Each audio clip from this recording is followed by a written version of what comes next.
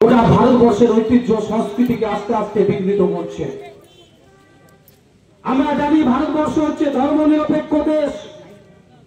আমরা জানি ভারতবর্ষ বৃহত্তর গণতান্ত্রিক, গোটা পৃথিবীর মধ্যে একমাত্র বৃহত্তর গণতান্ত্রিক যুক্তরাষ্ট্র পরিকাঠামোর দেশ। আমরা জানি ভারতবর্ষের ব্যক্তি স্বাধীনতা আছে। আমরা জানি ভারতবর্ষের বাক স্বাধীনতা আছে। আমরা জানি নিজ নিজ ধর্ম পালনের স্বাধীনতা আছে। আমরা বলি এমন দেশ কোথাও খুঁজে পাবেন না যেখানে মায়ের ভাইয়ের এত স্নেহ আছে। বিভিন্ন কবি, বিভিন্ন সাহিত্যিক, বিভিন্ন গায়ক, বিভিন্ন চিন্তাবিদ, বিভিন্ন দার্শনিক তাদের আদর্শতার মধ্য দিয়ে ভারতবর্ষকে একটা আধ্যাত্মিকতার প্রাণ কেন্দ্র করে তুলেছে। আর এই ঐতিহ্যই ভারতবর্ষের ঐতিহ্য, এই কালচারই ভারতবর্ষের কালচার, এই সংস্কৃতি ভারতবর্ষের সংস্কৃতি। আবার যদি আপনারা ভালো করে লক্ষ্য করে দেখেন, এই গোটা ভারতবর্ষকে গোটা পৃথিবীর বুকে দাঁড় করিয়েছে এবং পথ দেখিয়েছে, সেটা কিন্তু আমাদের এই পশ্চিম বাংলা। বিখ্যাত দার্শনিক গোখলের একটা কথা আজ মনে পড়ছে। তিনি তার দৃঢ় কণ্ঠে ঘোষণা করেছিলেন, আজটা বাংলা ভাবে, কালটা ভারতবর্ষ ভাবে। তার এই বাণী যুগ যুগ ধরে উচ্চারিত হয়ে আসছে গোটা ভারতবর্ষের মাটিতে। যদি ভালো করে লক্ষ্য করে দেখেন, 200 বছরের পরাধীনতার যন্ত্রণা, 200 বছরের কালো মেঘের আচ্ছন্ন ভারতবর্ষ, সেই ভারতবর্ষে কিন্তু আমাদের এই পশ্চিম বাংলা থেকেই প্রতিবাদ মুখর হয়ে উঠেছে গোটা ভারতবর্ষ। এই পশ্চিম বাংলার মাটি থেকেই গোটা ভারতবর্ষকে তোলপাড় করে তুলেছে ভারতবর্ষের বিভিন্ন ঋষি মুশিরা।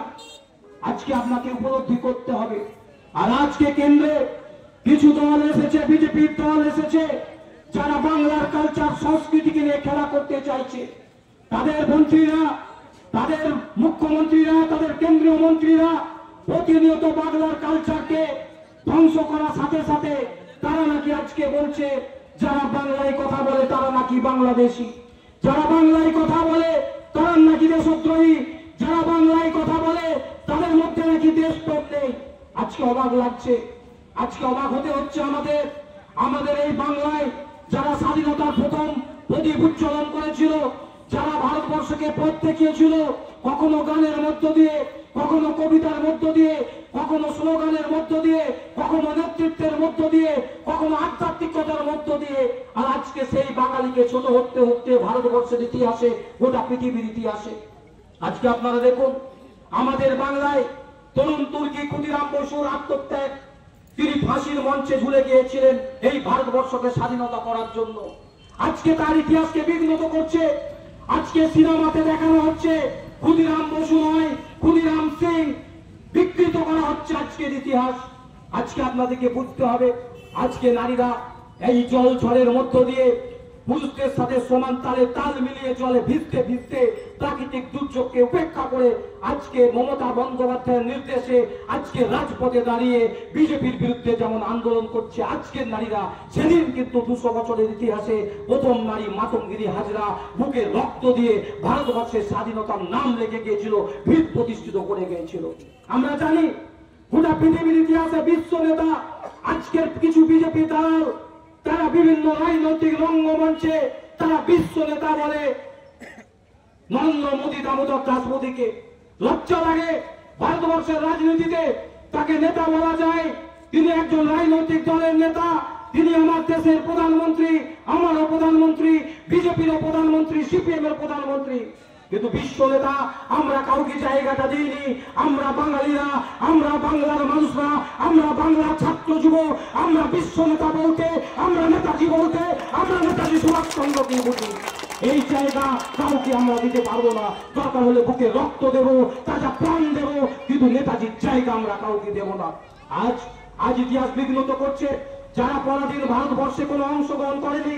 যে দল বিজেপি হয়ে যে দল বিজেপি দলটা যে যখন ব্রিটিশদের পক্ষে সাহায্য করেছিল, যখন আত্মত্যাগ লড়াই থেকে সরে গিয়ে সতর্কভাবে তারা নিজেদেরকে বাঁচিয়ে নিয়ে এবং তারা ভারতবর্ষকে পরাধীনতা হতে তারা সাহায্য করেছিল, আজকে তারা আমাদের কাছে স্বাধীনতার গল্প শোনাচ্ছে।